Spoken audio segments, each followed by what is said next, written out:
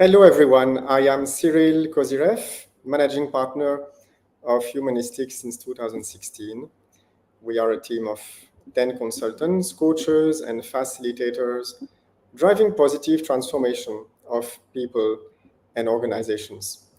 We do this by leveraging 40 years of scientific research in the field of positive psychology. Humanistic Advantage is our community to drive conversations about the people side of transformation.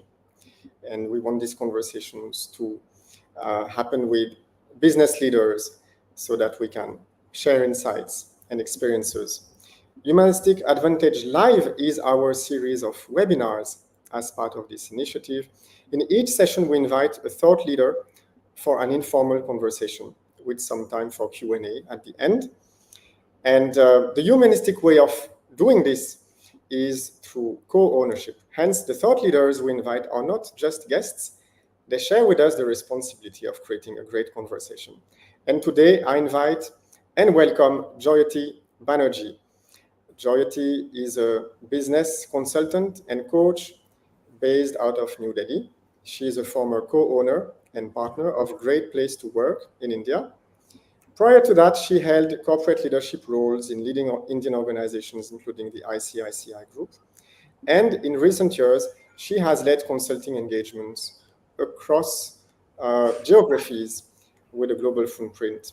In particular, she was located in the US for a couple of years before moving back to India about a year and a half ago, which is when our partnership started. Joyati, welcome.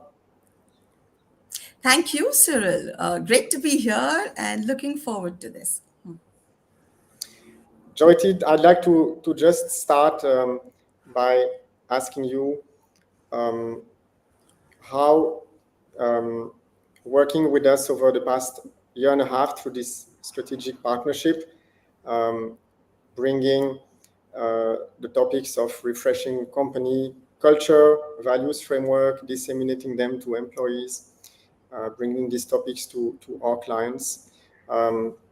What's made you come into this strategic partnership with us, and what's been your experience, especially in contrast with the work you were doing over those couple of years that you spent in the United States? Sure. Thank you first, and looking forward. So Cyril, to answer your question on that, firstly, it's been a wonderful year and a half working together with you, with others in the field of culture, values deployment, and aligning leaders in the process of culture change. For the last about 7 to 8 years in the US, it has been in the area of culture, specifically innovation culture, and working to ensure countries and companies, both in Latin America and Europe, and some in the US, are able to experience culture change through a structure and a partnership with different organizations. And here it's like it is back home, and it's been wonderful to interact and engage with companies. And looking at kind of the growth that India has, it's been a very exciting journey. Thank you. Okay, what are some of the themes that you feel Indian organizations want to work on culturally, which contrast with the themes you mentioned, innovation, that you were driving over there in the US? So one of the things I find that there is a fair need to look at culture as a collective.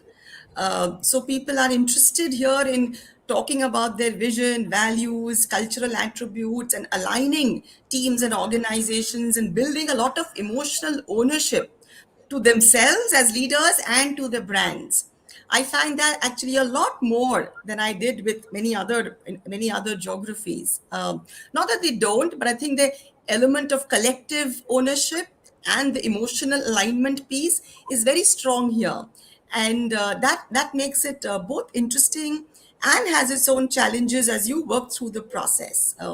I find similarly in the work I've done earlier, much of the work was all very system process linked, a lot more, right, than with the emotional angle of it. So this has been interesting to work here. We worked across industries, manufacturing, financial services, and so on. So the commonalities, though, have been the same, although industry methodologies have been different, but the common need to create strong alignment and drive a lot of this passion and ownership towards the brand across levels in the organization, especially given the very high attrition rates in India and the fact that you really need to retain high talent in a growth market, I think has been one of the drivers for it. And that's been very interesting to work with.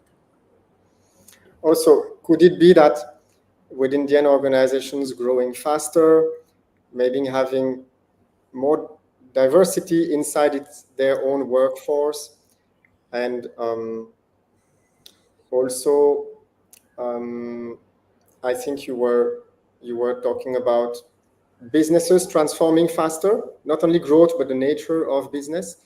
Could it be that, just as a hypothesis that I want to test with you, the intangible part of culture could be possibly even more important, critical in Indian organizations?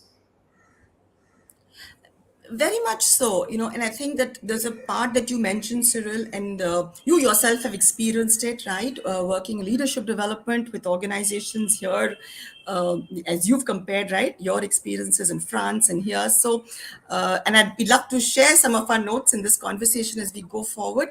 But I have found that two, three big factors. So one is the age demographics in India, right? Many people coming into the workforce is their first generation in the workforce in their family, right? Just the way they understand the workforce, how they respond to it, and there are many, many people like that. That's one element. The second is growth, and the fact that in a growth market, it's less compartmentalized or specialized and maybe even less mature as an economy. So people are doing, even businesses are doing, diversifying, doing multiple products, multiple geographies, and therefore there's a scramble to grab business opportunities, right, as we go forward. All of that creates a situation of people, talent, business opportunities coming together, trying to maximize the opportunities the economy presents. And that creates a lot of this need of cultural alignment as one of the key elements to achieve a business growth and also ensure talent attraction and retention. What has been Hmm. your experience, Cyril, in this? I'm curious as well, from a perhaps slightly different lens. You've been experiencing that in India for many, many years. So how do you see this? Well, for me, the starting point has been leadership development, which I started driving through another strategic partnership we have with a company called Potential Life, and they're based in the UK. And in 2016, when we started driving this in India, I was surprised to see the growth mindset of leaders here, including even leaders who may be in their 50s and who have climbed the corporate ladder. Maybe they've had roles, they've had exposure outside of India, they've come back. Very, very accomplished leaders. Yet, a sort of humility and readiness to transform themselves, and a sense that there's a lot more potential, not only in the economy, but inside themselves as well. So for me, that's given me the hint that possibly everyone in an organization would be having this openness to change and this readiness to look at the inner drivers for business growth. And that's what's led me and the team to progressively experiment with tools and methodologies to create bits of cultural change. And then, since there was usually buy-in and impact, we kept trying to do more. And that's what led us to even knock at your door and starting the conversations we had a year and a half ago. Absolutely. And I pick up from that the aspect of personal ambition, I think, being very high in leaders, individuals who come in and who really are willing to work that much harder as well. to achieve something. And you're right, they don't stop. It doesn't matter 50 or later in age or what experience, they want to grow more and more. So I think that's definitely something I would agree with. So, Jyoti, in my career, it's the association with potential life and leadership development that led me to the thread of culture transformation. In your career, what led you to discovering this area of work? And when I think about that, I think it's been a thread in my life all the way through. I studied psychology from school. I was intrigued by human nature and applied psychology. I went forward into consulting, looked at how psychology and human nature, right? The understanding of that could be applied to corporations. Practiced HR in companies, generalist. Center of Excellence role, learning leadership, branched into entrepreneurship with Great Place to Work, grew the consulting business, uh, created a technology firm to drive it, etc., etc. So between, a thread all through my life has been working with organizations and people to drive culture, people practices, and change. In short, what is organization development? Whether it be through working inside a company, through entrepreneurship, or through startups, and both in India and abroad. And I think that continues to be a passion of mine. I think nothing excites me more than seeing a group of people trying to work together towards a common vision or goal, and seeing how that can actually create business impact or outcome. And that's indeed also at a broad canvas even more exciting, meaning that you work within a company, there's certain kind of a thrill.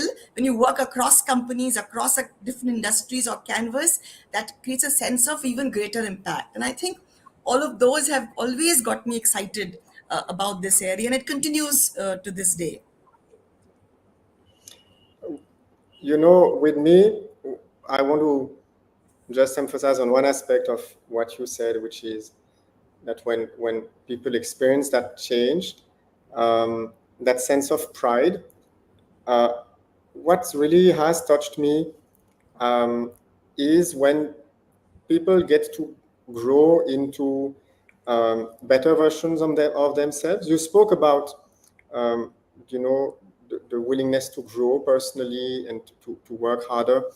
I feel um, culture change as an avenue as a pretext for people to work on themselves, uh, to become more successful, but also to become more aligned, to grow relationships, basically to grow human virtues, because usually culture attributes of a company are good human virtues. There are no companies that say, let's be, uh, you know, let's be cutthroat and let's be selfish and let's be insensitive to maximize profits. That never happens. It's usually let's do it through good human behaviors. So seeing people grow into these better versions of themselves, that's given me the most satisfaction, and that's what has also created this special bonding with people that I even met several years later, and we feel so happy to meet again. What have been some of those touching moments for you, rewarding and touching moments through your client work? So one of the ways I look at it is organization change being exciting. So and I know you talked about human virtues, and I often think that companies, however, set a certain tonality of their culture and so on because they feel it makes sense for the business, right? At the heart of it, people believe that if you are motivating, if you allow a good work environment, if you are fair, people are going to perform better. And I think the goal finally, though, I might add perhaps a caveat there, is how to make the business grow. That's always at the sort of the starting point of it all for an organization. And in the process, yes, we would like everyone to grow and develop and so on. I might argue that people don't start by saying what's good to do, right? They start by saying what's good for the business. And let's do also what is good for people, because we believe there's a balance between performance and people, right, in an organization. And that's the best way to grow. And anything else would be short term. It's not that people don't sometimes be unfair in the systems or practices, or don't mistreat an employee, unfortunately, right, and so on and so forth. But that's never understood as the best long-term way to create an institution, and that people really will perform better, stay longer, all of that, when these things are in place. And I would probably argue that people start by saying that and seeing how those attributes can align to the business they want, and then they go after it, right? And hopefully, yes, with all those intentions in mind. Well, it's interesting because we've had contrasting experiences, in particular through Potential Life, where it's usually how do we become better people, and then how can that lead us to more powerful organizational cultures. So possibly both routes could lead to that win-win. But I think this is one key message which I would like, one first key message which I would like to uh, highlight for our audience today, which is that growing organizational culture is a win-win. It is very easily perceived as a win-win for both people and the organization. It can be a joyful win-win. But what happens when it is not driven, and there's no effort that is made on organizational culture, Jyoti? Have you observed organization where there is no emphasis put on organizational culture? And does that have a neutral effect, which is, okay, no, people just remain the way they are? Or can it actually drive bad behaviors and make people less successful and even less fulfilled than where they were before joining that organization? I believe with many companies that I've worked and interacted with, there's nothing like staying in the same place where culture is concerned. Because if you aren't driving it as an organization, people are. Even if they don't intend to, there's always a default culture, meaning a leader's personality, the systems and processes of the company, all are creating a culture, whether we know it or whether we like it. The question is, are we being intentional as an organization? And the best organizations and brands are always lay out an intention and then help people to stay true to that course, right? Or the course of that intention. So I believe it's nothing like a neutral sort of culture. I believe that if left to it themselves, there'll be pockets of people, some people doing good things, some people doing bad things, right? And there'll be a very fragmented experience of the organization for employees, and very hard to build a strong employer brand, which we all know, right, makes a big difference in attracting and keeping talent and growing talent, not just keeping them. So the trick, I think, is to definitely be purposeful about it. Not everybody will align to that purpose, and there has to be space for people to have flexibility and their own sort of way of doing things. But I've often seen leaders otherwise just doing their own stuff, which is then very hard to control, and over a period of many years, very hard to backtrack and change. So therefore, often a leadership change in a place like this can be very volatile. And most importantly, so it becomes very political. So you have little empires, power centers coming up everywhere with their own definition of what's good. So one group may say, oh, I think collaboration is great. The other will say, no, I think, we need to be empowering. The other will say, no, we need to be aggressive and assertive. Otherwise, we won't win in sales, etc., right? So, and they can also seem potentially conflicting for employees. And the earlier portion of what you said made me think of my role as a parent, where we can see as parents that whenever we don't imbibe values into our children's hearts and minds, then possibly TV and social media and the literature that they have access to, or what our peers might influence them. And it's the default influences, not the influences that we want them to receive. So big responsibility then. And so this implies that every person in an organization, especially every person who's at least at a managerial level, is impacting culture in their respective areas of influence in the organization. whether they are aware about it or not. Is that correct, Jyoti? I might not be doing anything, but I'm still um, impacting my own culture without knowing it.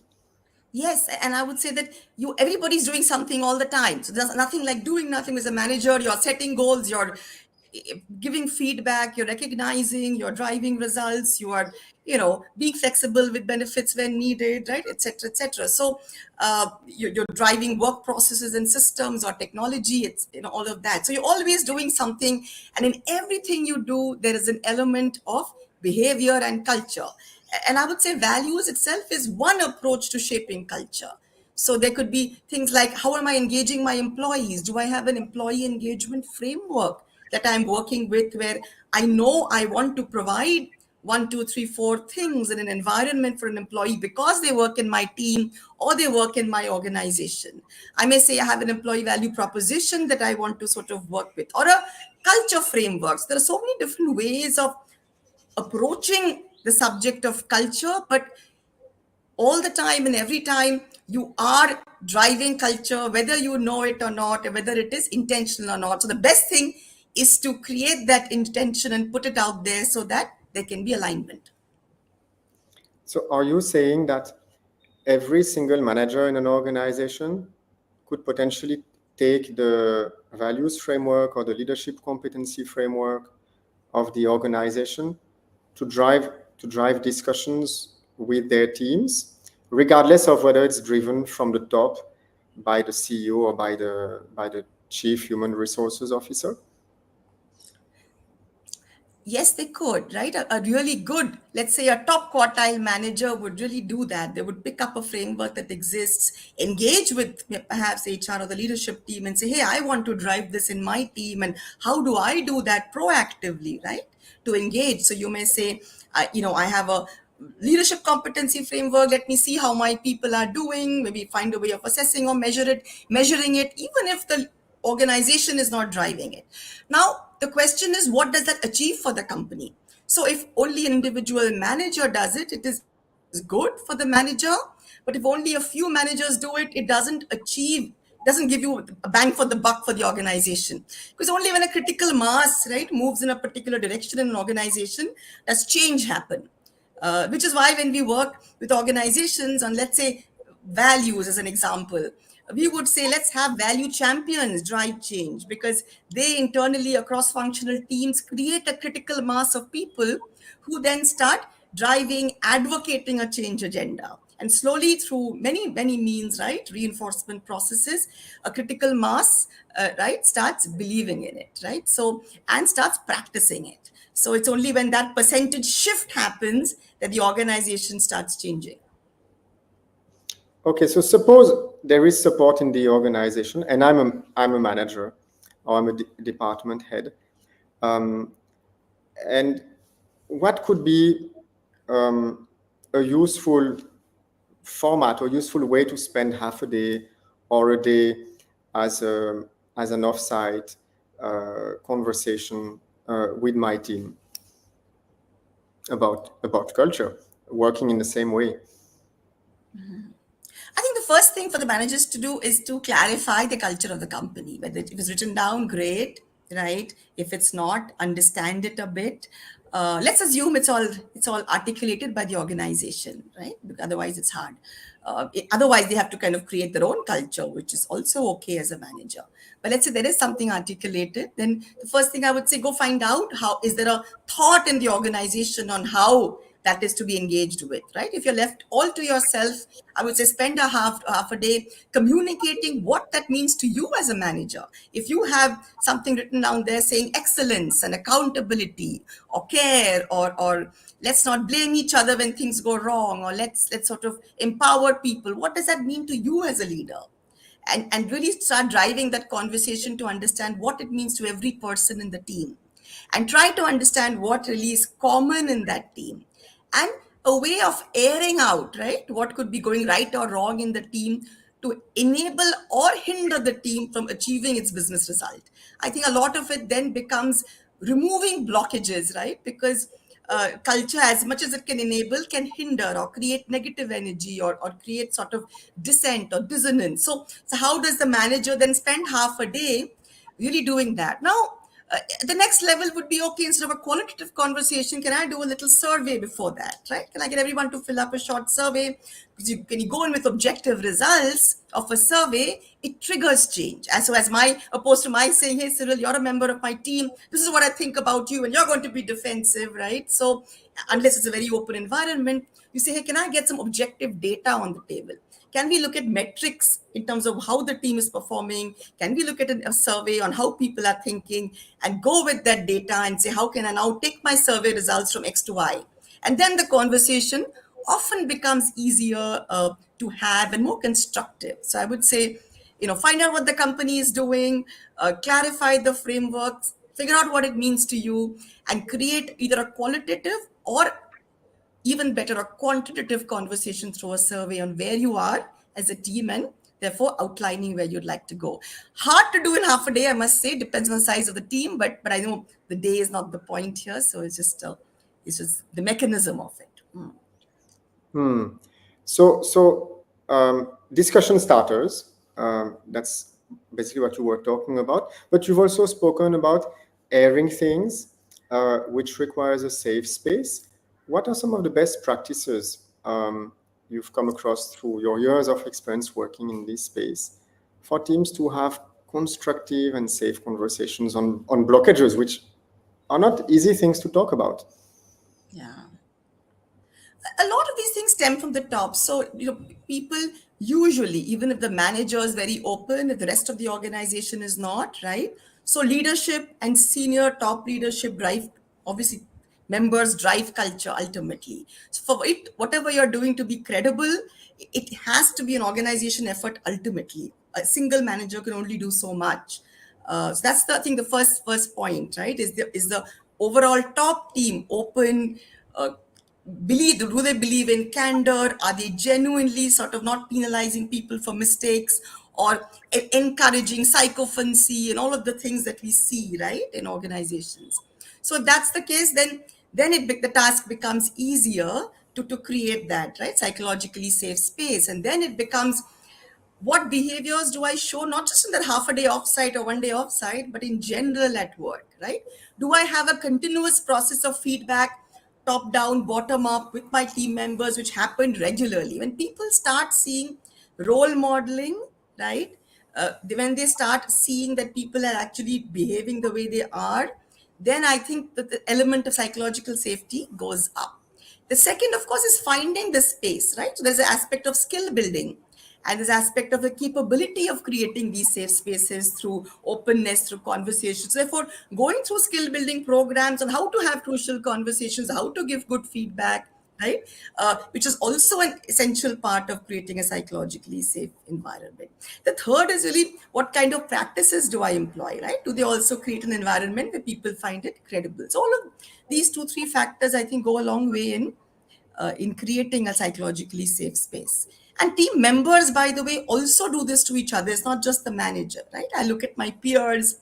I look at my, sort of the whole team together does make a big difference, especially in the area of, sort of many industries where the role of the manager is perhaps less important. In many sort of tech organizations, just your peers and team members drive so much change because of the work they do. So just to make that point as well, Cyril.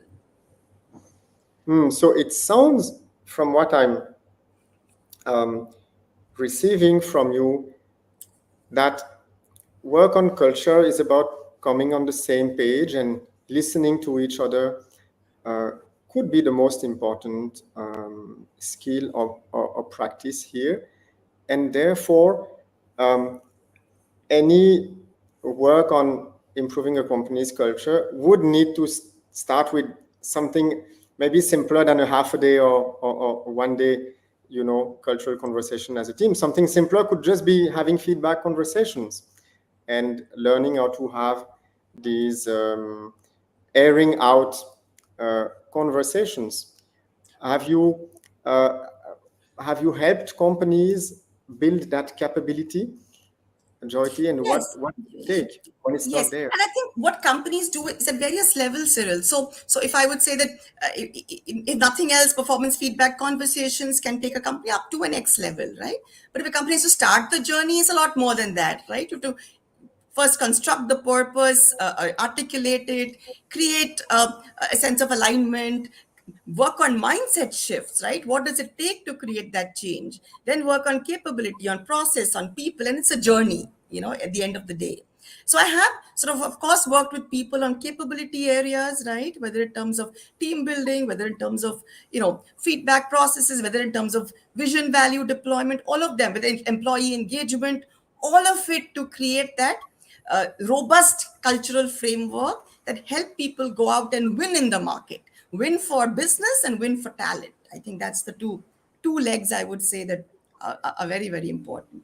And increasingly now, technology is playing such a huge role. So I see companies leveraging that so much. Working currently where we've transformed the values exercise into an online game, and through gamification is reaching employees.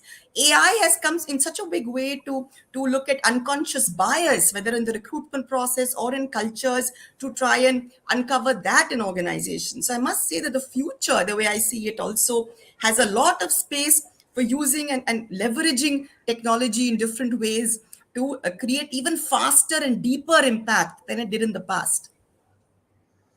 Okay, so here you're mentioning that basically as a complement to being able to listen to each other, aligning on what's the purpose and what are the key principle of a company's culture is also a crucial step. If I am an organizational leader, let's say I'm a CEO or I'm the head of a business unit, I'm a chief HR officer, and I feel there isn't so much alignment on what we stand for. What are some options in my hands? Well, one option is to go, if you're a senior enough person, try and align a leadership team, talk about why it is important for you, and there are enough examples of where CXOs or department heads have together tried to move the organization forward, right? So influencing upward is also an option, because that's the best way to start change. Let's say that's not the case and you're by yourself, then there's enough and more happening in terms of networking with people outside to learn and understand how to build a wonderful culture in your team. So I would say for them, articulating their team's culture together, creating measurement or assessment or baselining, as you would like to call it, right? And going and saying, okay, how do I achieve it, whether through capability building, cross-functional projects, individual assessments, how do I take that path forward, conversations internally. I would say you can achieve quite a lot within your own team itself by being transparent, by being open, and by being open to sort of relooking at not just your behavior and your style, but also your practices. So the combination of the two can really yield huge results. From just the sense of this conversation, it feels like there's no rocket science in just trying to align a team on what are common principles of how we can win in the market, how these principles relate to each member of a leadership team's personal value system. It feels like there's also no downside to learning uh, how to listen to each other and have these airing out conversations to remove obstacles. So, is it a working on culture? Is it a game where one always wins, or are there pitfalls where one can get stuck, or an initiative can have even a negative return of investment on investment if one invests a lot of time for meager impact? Yeah. And we all know the research around this, right? As much as we know the research from whether McKinsey, OHI, Great Place to Work, Gallup, on how culture achieves business result, there's also enough research to say how companies start on journeys and then drop it midway, and actually many, many things fail just because culture didn't align, including a large part of M&As in this world, right? So therefore, I think one of the big things is people often start on a big high, or even take the first few steps on a high, and then they lose momentum. And I think the best organizations learn to stay the course. Either a new shiny thing comes up which is important, or genuinely there wasn't enough structure, resources put into place, because it isn't always just a few people listening to each other, but the company putting down, right, your money where your mouth is, and say, I'm going to create a team, I'm going to create tools, resources for this team to drive a certain culture in the organization. And when that commitment doesn't happen necessarily for a variety of reasons, there can also be cynicism. And I've equally been, part of things. As much as I've been part of successes, I've been part of situations where, with a lot of sort of gusto, things have started, it looked very positive, but because it wasn't taken forward internally, right, it created cynicism, and then very hard to get something else going. And that's one of the occupational hazards of a consultant or a facilitator or a business person doing this, is that sometimes you can only take it so far, right? A lot depends on the collaboration with the organization, which is why really collaborative consulting is what is most successful as a methodology, because you can take up something to X point, and then there has to be a wonderful handshake or support with the client organization for them to take it forward. And it can fail on both sides, but the best successes are when you are able to do your best and the client organization also has committed as much to doing what they need to do. And I find those are cases often where there has been a problem. How do you sort of deal with it? You can educate, create awareness when we start, right? That could be one way. The other thing is sometimes there's lip service, right? People start off by saying, "Oh, we have, of course, we must have a great culture." So we leadership starts playing lip service instead of being genuinely into it. That's the other place it can fail. So even if they had the tools and resources and all of that, but the top team is not authentically into it, right? Or authentically doesn't mean they have to agree, but that they are into it in terms of debating, dialoguing, and then finally committing to a path. And you can tell by the amount of time they spend, by the quality of the conversations. That's, I think, the other piece I would say in creating either success or lack of success of these processes. In today's Cyril, I would also say, and I'm sure you agree as well, that a lot of things also have to be simplified for success. We don't live in an age where everything is linear. You have to do 25 workshops over 35 geographies just to reach 20,000 people, right? So I think there's also an element of design, of simplicity, whether using thoughtful design, technology, other means to make something easy to grasp and do. People live today in an age of a few words on Twitter, or a line on Insta. So that's their attention span. And how do you deal with that as you also engage the emerging workforce of an organization? And I was with a potential client the other day when somebody said, I think they asked the CEO, I want to retire at 45. And if that's the goal of the person coming into the workforce, right, what kind of systems, processes are we creating for them to thrive as well? So that would be my third point, Cyril. So I'm hearing from you, and I've experienced the same, through my own client work, that the biggest hazard is the leaders dropping the ball too soon, because it probably takes several years for the change to seep in, and for the desired cultural behaviors to slowly become second nature to most people in the organization. What I've seen is leaders who maybe say, let's work together, and they hire a firm, but it could also happen, let's start a big initiative internally. And they want to outsource it partly because they think as a CEO or as a CXO, I'm driving business. I don't really have time for this. It's important, but I'll outsource it.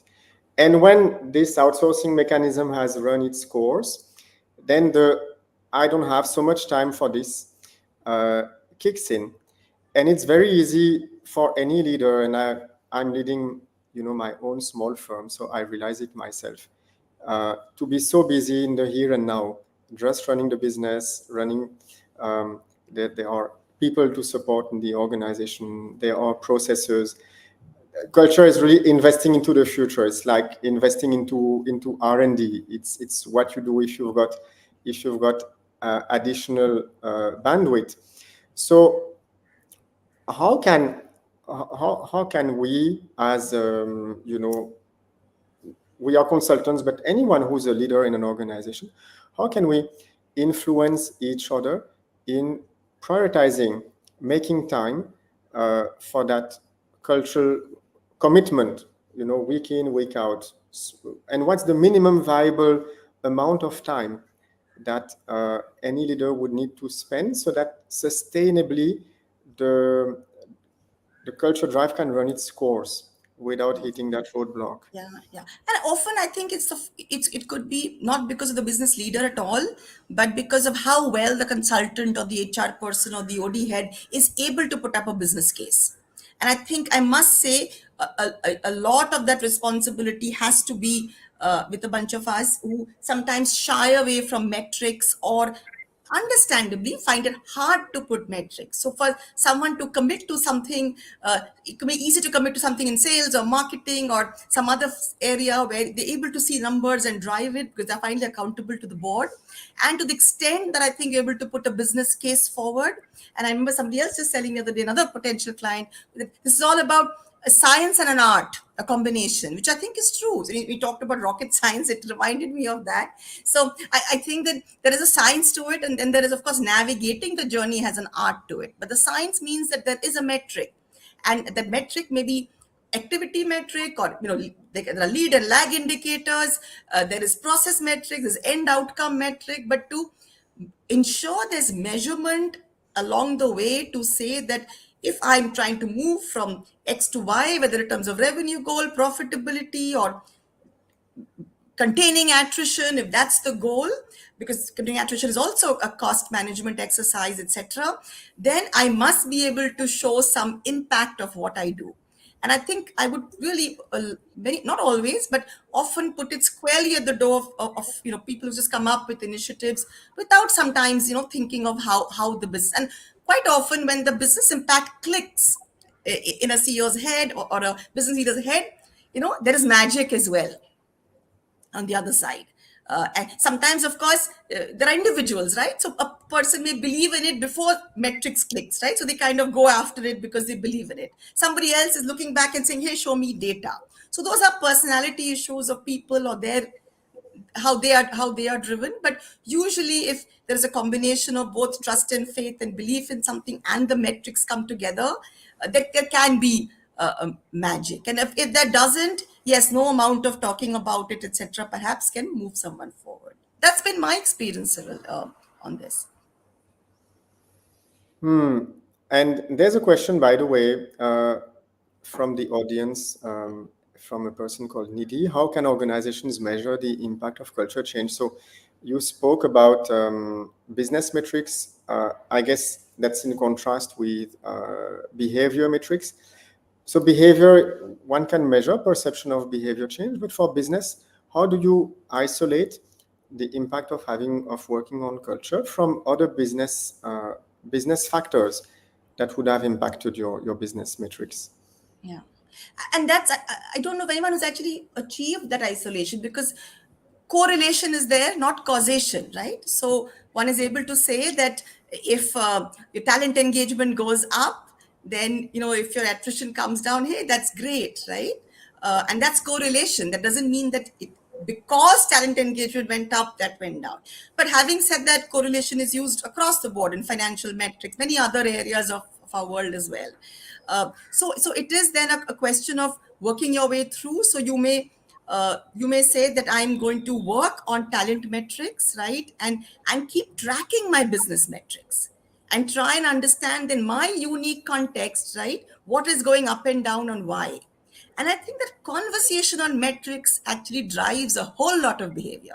So even if the metrics themselves are sometimes a little blurry, or fuzzy, or not as easy to understand into relationships, I think when team managers, for example, are asked to be accountable for how many people joined or left their team, are asked to be accountable for their engagement metrics, are asked to be accountable for their experience metrics, right? Then they start driving results in a different manner, and the behavior changes. That, I think, to me is the critical point, really. And probably that can achieve a lot that I've seen in organizations. Okay, so distributed responsibility for these uh, metrics, and what you're talking about is people metrics like attrition, engagement, and experience, putting the onus of that on managers. Um, and since you had quite a few years in your avatar with Great Place to Work, looking at a lot of data, what is your understanding of how much, and also, this webinar is called Humanistic Advantage. So what's the advantage, what is the quantitative advantage that some of the organizations with the best culture have over the rest of the pack in terms of engagement, in terms of attrition, in terms of employee experience? Yeah, Um, yeah, yeah. yeah.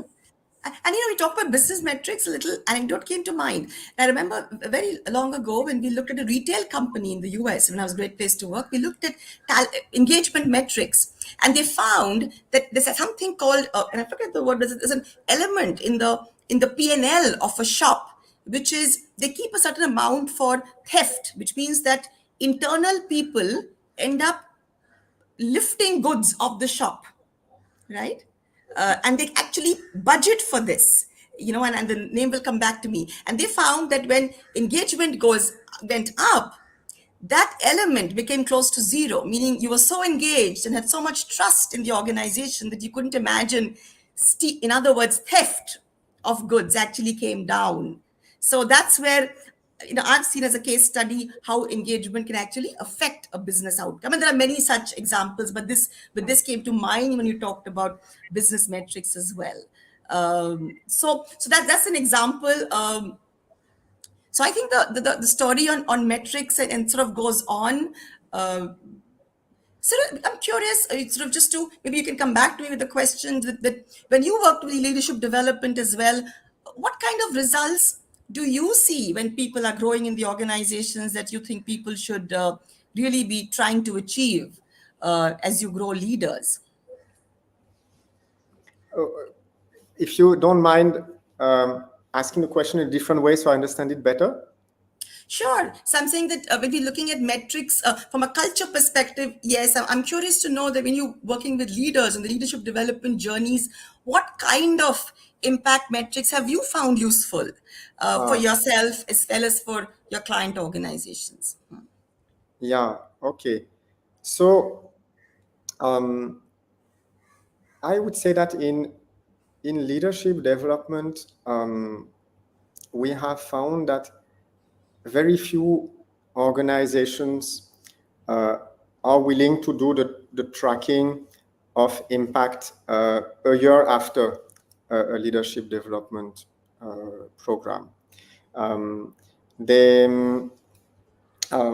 because in a way, these people have moved on. They've started growing um, through the ladder, and so uh, it's it's been a little dissatisfactory in terms of measuring impact in the most robust way. What is, however, robust and consistent across the board is asking participants the extent to which they have been able to change their behaviors in several behavioral areas.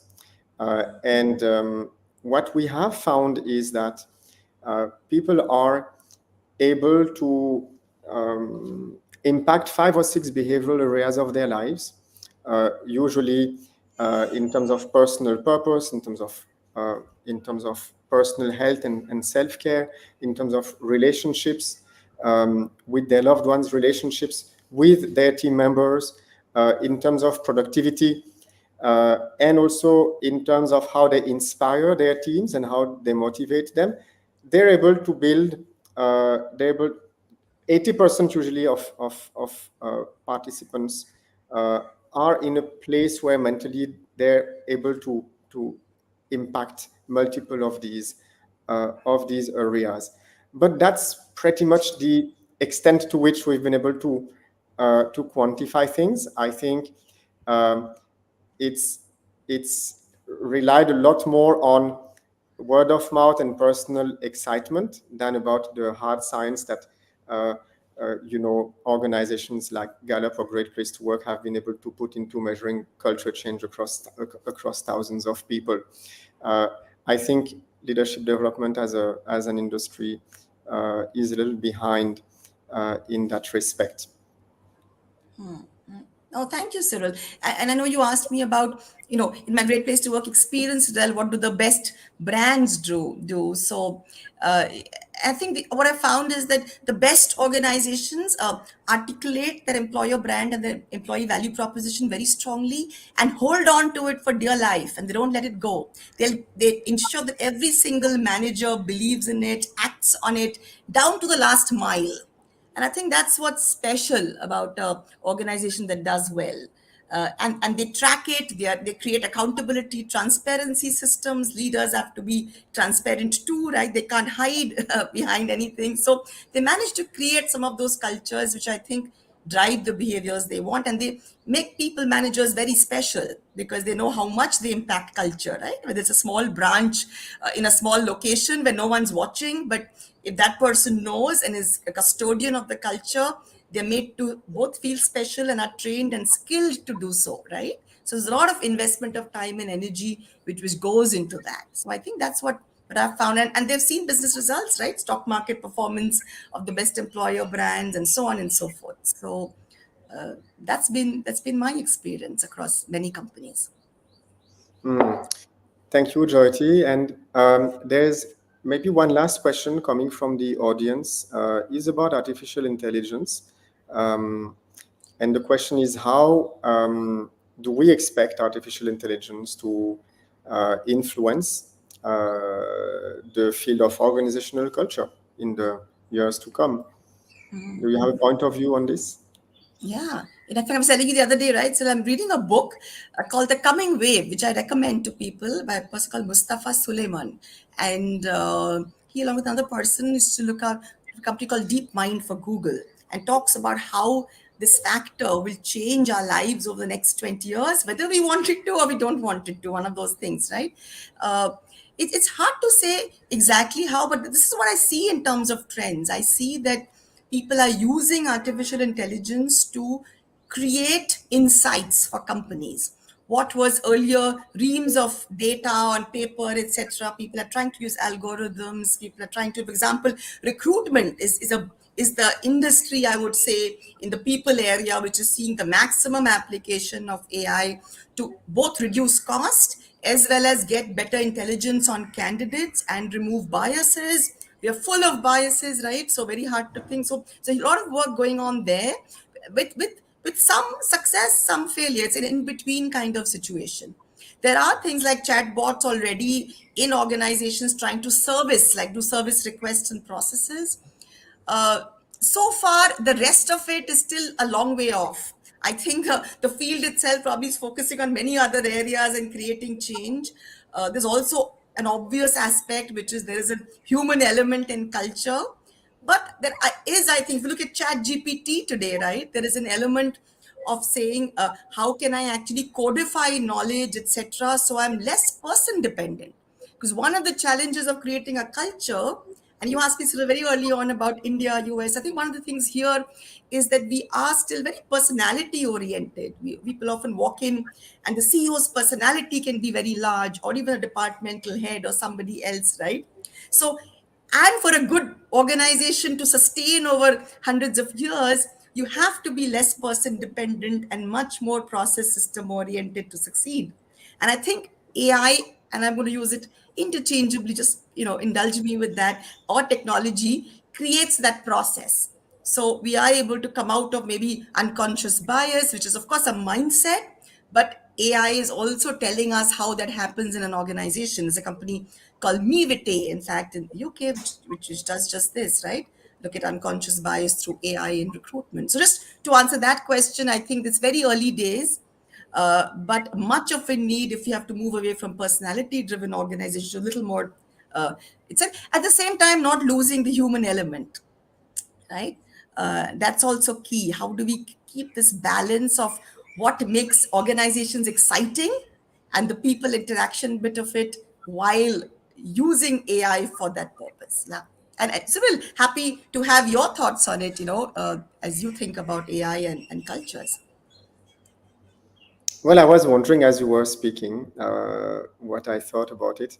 Part of me thought that, oh, if AI is going to, take over many parts of the, business processes, then the companies that have an agile culture and an innovative culture are going to win. But what also struck me is that um, I've read a couple of articles showing that investments in AI are yet to, really yield a lot of return on investment. Like initial investment in web, if you look back at the early 2000s, and so just rushing an organization too fast towards embracing AI just because of the fear of missing out, the fear of being behind the trend, could actually be detrimental and could unravel some of the existing cultural fabric of an organization. So I would say it's important to balance speed of adoption with um, uh, maintaining existing cultural strengths. And I would say that's where I am hitting the limits of my wisdom on this topic. And we're all learning, and let me just flip that around for this one and say that forget organization. If I'm an individual today, I work in a company or I'm applying for a job or whatever, one thing which is true is that there are jobs in the next few years which may not be there and will change even if they are there. So to what extent am I thinking about my skills and capabilities, and how much is going to last for the next 30 years if I'm coming into the job market, right, is a very valid subject of conversation too. And being open to that constant looking at my skills and the extent to which it may be relevant. I think that's a very fair point. And And I learning think about AI in general, no, Cyril? yeah. And here the human virtues you were talking about, being a great listener, um, being being resilient, being collaborative, being fair, showing ownership. These are things that machine can't do, whereas any technical skill that I have is at risk. So investing in uh, growing those great virtues that create also the bigger organizational culture is a good investment, even early in your career. Uh, if you Yes, join yes. an I must say, organization. Cyril, you call them virtues. I didn't, but I know that's an important one for you. But and I agree that the point being that you still have to ensure that you are faster and sharper, hopefully, than the algorithm and the machine, and there's still a long way to go for that to change, right? And you bring a lot more. We bring a lot more to bear in an organization and as leaders and so on. Uh, yes, absolutely. Or maybe be softer than the software. We Yes, will. and not to lose that for sure. Yeah, yeah. Even as we work virtually, right? How do we still keep some of these elements alive, which make organizations successful? Okay, thank you, Joyty. We will close the session here. And thank you to all who joined us today and asked questions. And there will be um, upcoming Humanistic Advantage live webinars at an approximate frequency of once a month or so, and we will soon communicate about it. Thank you, Joyty. It was a Yeah, great thank you, Cyril. And if I may just close with saying that I'm excited to be back in India last some time and fully here, and look forward to continuing, of course, our partnership with many others and to starting my own organization here. So I'm really excited about the opportunity, and it's going to be called Culture Credo, and I'm looking forward to working with people in this area. So thank you. What are some specific areas that you are looking forward to driving with Culture Credo? Culture change, learning, leadership journeys are going to be specific areas as I work with organizations and people. So that's what I'm excited about doing. Well, so my great appreciation and best wishes on Culture Credo's journey, and I look forward to us supporting each other on this journey and learning from each other. Thank you, Thank Jyoti. you. Thank you all. Bye-bye.